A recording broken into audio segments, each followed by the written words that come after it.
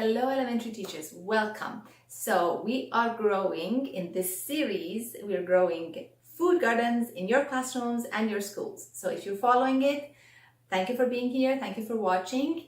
As usual, put your comments, down below, wherever you're watching this from. Go to my profile and grab the freebies that I have been talking about.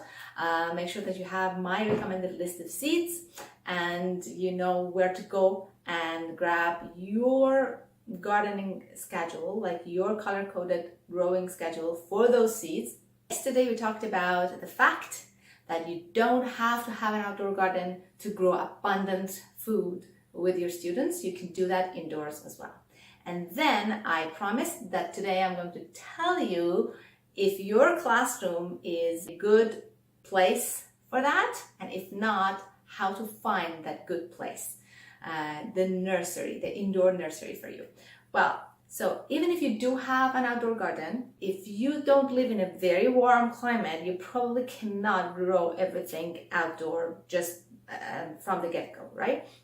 So you have to start your seedlings indoors. And if you do not have an outdoor garden and you want to grow everything indoors, then you need to know where to do that. Okay? So the most important thing you want to pay attention to when you're choosing your nursery indoors is sunny windows. Now, if you are living in the northern hemisphere like I am, the sun is always on the south.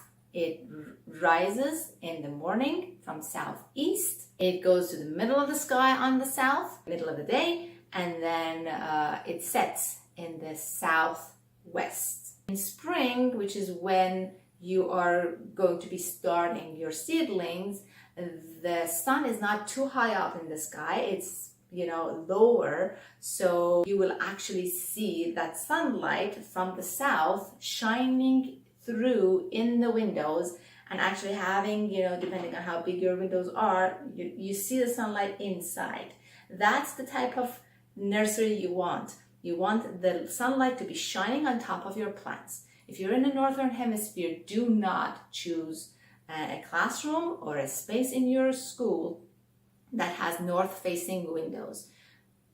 Honestly, it's better if you do not grow at all with your students than you go in a north-facing, and you want space right in front of the windows. Like you want to have a table or 2 or 3, depending on how much you want to grow, that you can put right beside the window, and you want the height of the table to be at the window.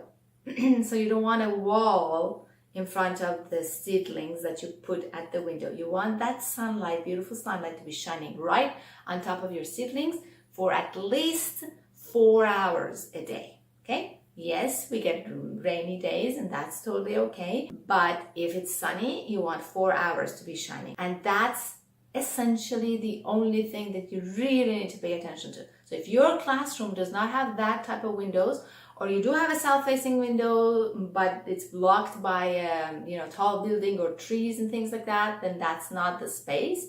Your nursery can be in an office, it can be in a teacher's lounge, it can be in the library, it can be in the assembly room, it can be in another colleague's classroom if they're willing to share that space with you. And so go find that space. Most schools do have at least 1 or 2 good sunny windows that are either south-facing or east or west-facing, so that they get at least 4 hours of sunlight and shining on top of the plants. Go find that, and I'll see you tomorrow for more.